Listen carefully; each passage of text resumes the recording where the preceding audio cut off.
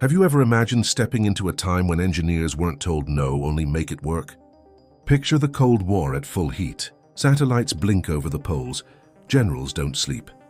And somewhere in a snowy testing ground, a door on a giant steel machine slams shut with a hollow echo. You look up. It isn't a tank. It isn't even a plane. It's a truck, if you can still call something that tall and that wide a truck. These were the Soviet Union's secret giants. Machines built to cross frozen swamps, to fish cosmonauts out of nowhere, to carry missiles the length of buses, and to drive where maps turn blank. Odds are you've never stood next to one. Most people haven't.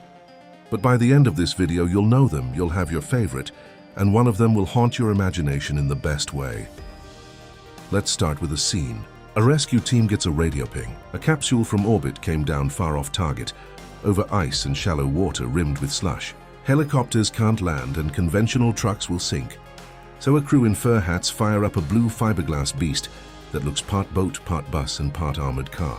This is the ZIL 4906, nicknamed Bluebird, the amphibious truck that turned impossible recoveries into routine drives. It's long, wide, and light enough to float, built with a sealed hull and propellers for water, but with big balloon tires and adjustable pressure for soft snow.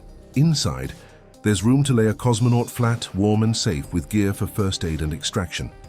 You picture it cutting through a slushy river, then clawing up an icy bank like it was nothing. The clever part?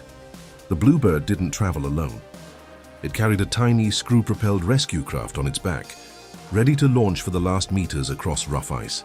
That combo made it a rescue system, not just a truck. Seeing one today in a museum, you'd swear it came from a sci-fi set, until a guide taps the hull and tells you it saved real lives more than once. The design choices weren't flashy. They were practical and brilliant. Aluminum framing to keep weight down, a fiberglass body to keep water out, and pressure-controlled tires to float over snow. It's the kind of machine that makes you think, okay, if this was the first one on the list, what on earth is next? You take a breath because the next one didn't save lives. It was built to end wars before they began. The 9K714 Oka was a road-mobile short-range ballistic missile system, fast to move, fast to set up, and terrifying for any planner trying to track it. Here's the twist most people miss.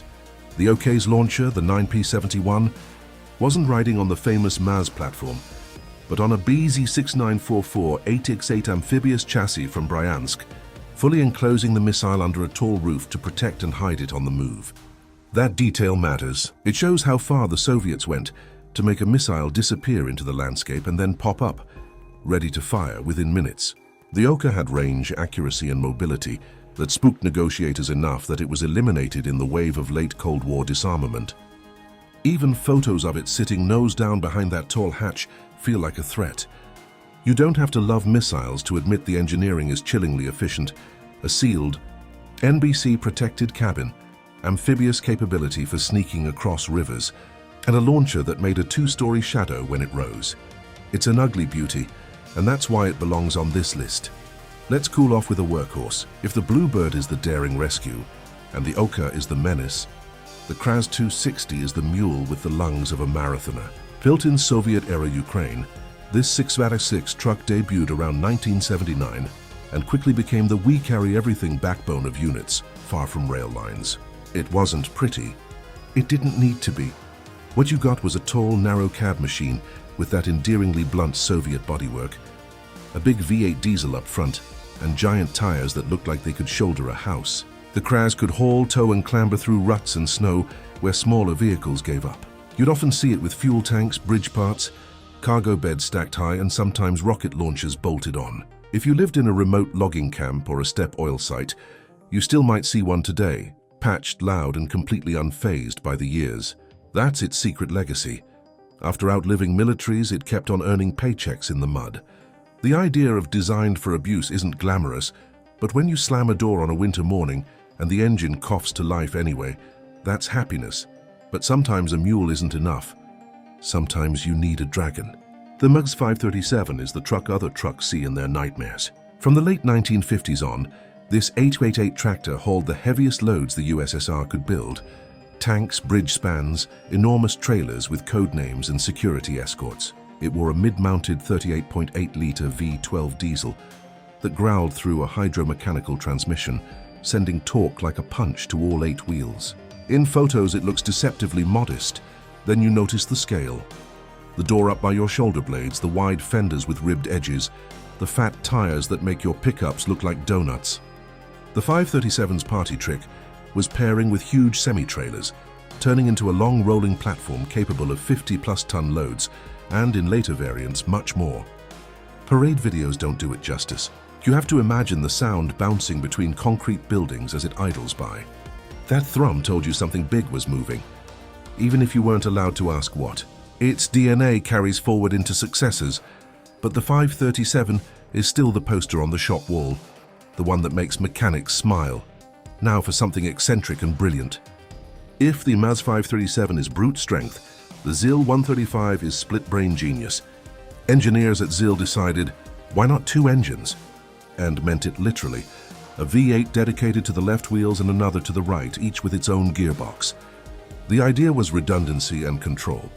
If one engine died, you could limp home on the other.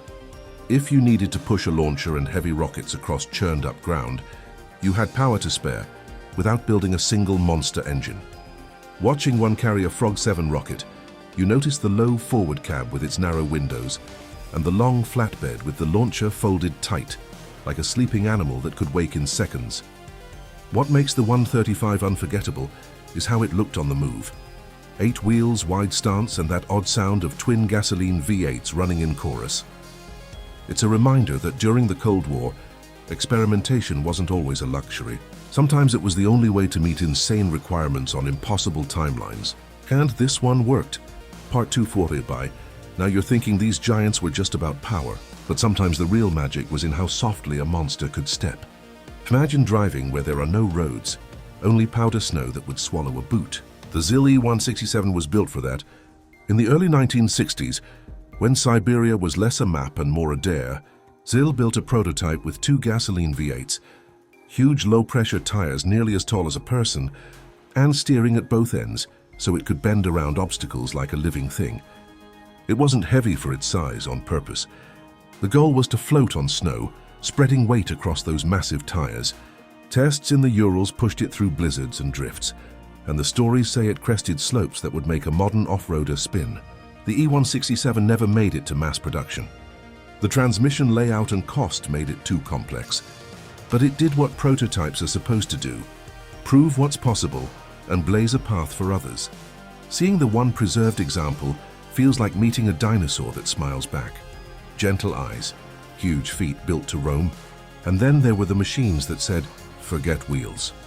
The Vityaz DT series, especially the DT10 family, used 2 articulated tracked sections joined at a hinge, so the front could pull and steer, while the rear carried most of the payload.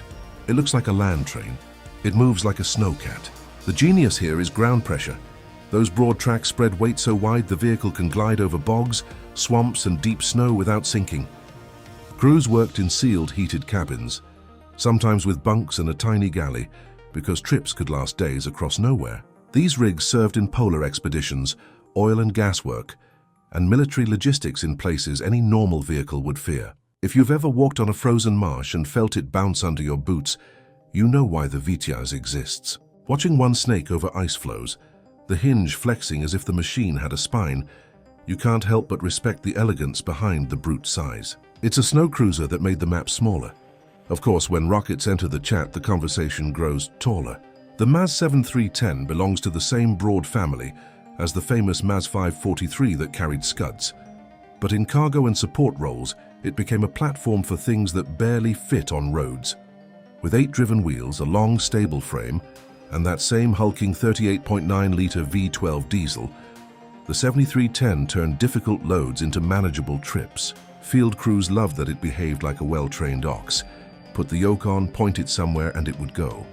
In the oil and gas world, the 7310 sometimes worked in road train setups with specialized trailers to move pipe, rigs, or entire prefab buildings across gravel and sand. Picture a convoy creeping through fog at dawn, these wheeled locomotives stretching into the mist. The only sound a low diesel mumble and the crunch of frost. In parades, it looked like military theater. In the field, it was a quiet professional. That double life, ceremony and hard labor, makes it one of the most Soviet trucks ever built. As technology moved on, a new name took center stage, MZKT in Belarus, building specialized 8x8 chassis for the next generation. The MZKT 7930 Astrolog became the modern standard for hauling very serious hardware, like the Iskander missile system and big radars. Compared with the older giants, it looked more refined. Still huge, but with smoother lines, better crew protection, and electronics that made long drives less punishing. The 7930's payload ratings in the 20-plus ton range off-road and engine power around the 500 horse mark meant it could carry heavy launchers without drama, and its steering and suspension gave it a spooky ability to thread through tighter spaces than you'd expect for something that long. The most impressive thing might not be the numbers. It's the way it balances speed, stealth, and setup time. In videos, one stops, deploys a missile, completes its procedures, and then folds up and goes fast. That's modern doctrine written in metal. But for many fans, the spiritual king of this world is a descendant of the MAZ 537 line, the KZKT 7428 Rusich, a heavy artillery tractor designed to pull extreme loads with calm confidence. Think of it as a brawler in a tailored coat. You get an 8x8 layout, a deep reserve of torque, and versions capable of tugging trailers that push the 70 to 100-ton class. The cab sits high and close, giving the driver a view like a ship's bridge. Everything about it whispers long-haul bad roads. On runways, it could tow aircraft. On gravel, it could muscle tanks. On broken wartime roads, it kept heavy columns moving. You don't buy a 7428 for speed. You buy it because at the end of a miserable day, the job will be done and the load will be exactly where you asked for it. No drama, just diesel and discipline. If you ever see one up close, look at the tires. They're big enough that a full-grown adult can disappear behind one. That says all you need to know. Part 324, what ties these giants together isn't size alone, it's purpose. Each one answered a specific question no normal vehicle could solve. How do we rescue people off thin ice? The Bluebird raised a fiberglass hand. How do we hide a missile in plain sight and deploy it anywhere? OK's tall hatch creaked open. How do we drag a 50-ton tank down a muddy road with the wheels still on? The MAZ 537 rumbled, climb in. These weren't marketing exercises. They were tools for a state that needed to move big things across a big country, under big pressure. When you see the paint flake and the rubber crack, remember, these trucks weren't made to be pretty. They were made to be brave. You can hear that bravery at idle. Soviet diesels have a character. Less refined, more heartbeat. The MAZ V12s thud through their mountings with a bass note that makes a camera microphone clip. The Kraz V8s cackle a bit on cold mornings, like they're clearing their throat before shouting at winter. Even the gasoline twins on the ZIL 135 have a delicate lope when you stand close, a syncopation as each side catches up with the other. It gives you a sense of the people who built them, machinists and welders who knew these sounds like lullabies, who could tell you if an engine was happy from 3 rooms away. That's part of the story too. Hands, tools, grease, repetition. Every dent on a fender, every welded bracket added in the field tells you where a problem met a solution. Let's rewind to the Bluebird for a second, because its legacy reaches beyond rescues. The way its designers used materials, aluminum framing, fiberglass hull, spoke to a willingness to break from the heavy steel tradition when the mission demanded it. That thinking bleeds into modern search and rescue amphibians and even recreational amphibious builds. The idea is timeless. Keep it light, keep it sealed, keep it simple for crews who may be exhausted and cold. It's not flashy engineering. It's empathetic engineering, built around the human who has to trust the machine at 3 a.m. on a black river. That's why people who have never seen one still love it when they do, because the purpose is pure. The missile carriers are a different lesson. If you strip away politics and look at engineering alone, mobile launchers are studies in compromise done well. The Oka's launcher had to keep the missile insulated and secure, yet be amphibious and fast over road and dirt. That's a nightmare of thermal management, weight balance and vibration control. You can feel the trade-offs in the shape. The tall square back where the missile sleeps. The compact cab with NBC protection. The wheelbase tuned to keep that big rear box stable. When these systems rolled to a firing spot and went to work in minutes, the public saw menace. Engineers saw a checklist done exactly right at exactly the right speed. It's not often you get to say a two-story box on wheels is graceful. But when a tail finishes its dance and tucks away, it is. The pure cargo giants, the Kras and Maz, teach a quieter lesson about keeping a country stitched together. Most of the USSR's map is tough terrain. Taiga, tundra, dust, ice. Railways do the heavy lifting, but there are always the last miles, the improvised roads, the temporary bridges, the winter crossings. That truck that can take a beating for a decade without complaining isn't just a machine. It's a policy. It lets you build pipelines, deliver fuel, move a field hospital or evacuate a town, even when the calendar says January and the thermometer says don't try. That's why so many of these trucks found second lives in civilian work. When the uniforms left, the jobs stayed and the trucks stayed with them. Then there's the oddball brilliance of articulation and track belts. The Vityaz DT family captured a simple truth. Sometimes the terrain wins unless you cheat the physics. By slinging weight across two tracked bodies and letting a hinge keep them in line, the DTs cut surface pressure and let each section walk the other out of trouble. If you've ever shoved a couch through a tight hallway by wiggling one end, you already understand the principle. That same trick scales up beautifully on snow. Crews praise how predictable they are, compared with wheeled rigs on crust and powder mixed together. And because they can carry workshops and bunks, they become little moving towns, the kind of machines people joke about naming like ships. The KZKT 7428 and its relatives are a bridge between eras. They represent a maturing philosophy. Keep the raw strength, add comfort and safety, and standardize wherever you can, so mechanics don't have to reinvent the wheel at every service. Look closely at later cabs, and you'll see better insulation, improved heating, and smarter layouts that make 12-hour shifts survivable. These changes don't show up on posters, but drivers feel them in their shoulders at the end of the day, and that affects everything from readiness to morale. A truck that doesn't exhaust its crew is a truck that gets there on time with fewer mistakes. In a world where the missions only got harder, that mattered. Part 4.4, so which one is the biggest? You can play with stats, height, length, payload, towing. But the more honest answer is that biggest depends on the problem. The Bluebird is biggest when there's a person freezing on a river. The Oka is biggest when mobility and fear are the weapons. The Mars 537 is biggest when a bridge span needs to move tonight. The Vityaz is biggest when the snow eats trucks for breakfast. The KZT 7428 is biggest when a tank transporter has to tow not just weight but certainty. That's the thread that ties our list together. These machines didn't exist to look impressive. They existed to make hard things easy, or at least possible. If you stood beside all 10 and had to pick one to drive, which would it be? Be honest.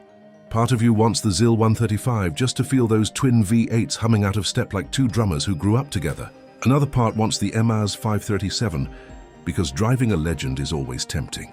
But if your mission is to reach a dot on a map that everyone else circled in red and called no-go, the Vityaz DT10 calls your name in a low, confident voice. It's not just the tracks. It's the idea that articulation can turn a giant into a dancer. That's a lesson worth stealing for every design, not just vehicles. Here's a twist you might not expect. When the world thinks Soviet, it often imagines clumsy and crude. Spend a day around these trucks and you walk away with a different picture. Ruthless practicality, tuned by experience. Yes, tolerances can be rough. Yes, panels rattle, but the thoughtfulness is everywhere. Bolt-on panels where you need to wrench fast in the cold. Tall intakes to keep snow out. Tire pressure systems, so a driver can adapt to sand, mud, or ice on the fly. Insulated cabs that admit the crew are humans who get tired. Even the way trailers pair with tractors tells a story. Modularity before the buzzword was cool. And the legacy? It's still rolling. Some Maz 537s and Kras 260s work quiet shifts in remote regions. Museums keep Bluebirds polished and let kids stare through glass at a world where trucks swam. Modern forces use MZKT 7930s with systems whose names make the news for all the wrong reasons. You can judge the politics however you like. The engineering achievement stands. When you look at a modern all-terrain exploration vehicle, you can squint and see the ZIL E167's ghost in the silhouette. When you watch a new 8x8 chassis steer neatly through a narrow gate, you can hear echoes of a Maz test driver chuckling in 1964. People forget, but machines remember. So here's where we land. The biggest Soviet trucks weren't just size for size's sake. They were answers. They were stories told in steel about a country too big for normal solutions. They dragged, floated, crawled, and swam because the mission demanded it. That's why they're still so fun to learn about. They make you ask, what problem were they solving? And then they show you the solution without saying a word. If you made it this far, you're officially part of the tiny club that knows what a bluebird looks like on black water, what a 9P71 launcher looks like when it wakes up, what a 38.8-litre diesel sounds like at idle, and how a tracked hinge can turn winter into a road. That's a good club to be in. Now tell me in the comments which one surprised you most. Would you pick the amphibious rescuer, the missile ghost on 8 wheels, the dragon tractor with a V12 the size of an apartment, the split-brain twin V8 experiment, the snow dancer with a hinge, or the cargo kings that kept a continent connected? If you had to plan one insane mission, cross a frozen river at night, haul a tank out of a swamp, or crawl 100 kilometers over powder, what would you drive? I'm dying to hear your choice. And if you had fun on this journey, tap like, subscribe, and ring the bell. Because next week we're going to meet machines that float across mud like hovercraft without a single fan. You don't want to miss that. Short notes after the script. I used a second-person narrative to speak directly to the viewer, so you feel like you're standing beside each truck and making choices with me. I used hooks in the opening, curiosity gaps before each reveal, comparisons to animals and everyday objects, and light cliffhangers between sections to keep you watching. This works best as a 16-20-minute video with brisk pacing, wide establishing shots of each vehicle, archival footage where possible, slow push-ins on details like tires and cabs, and simple on-screen stats that pop up as each machine appears.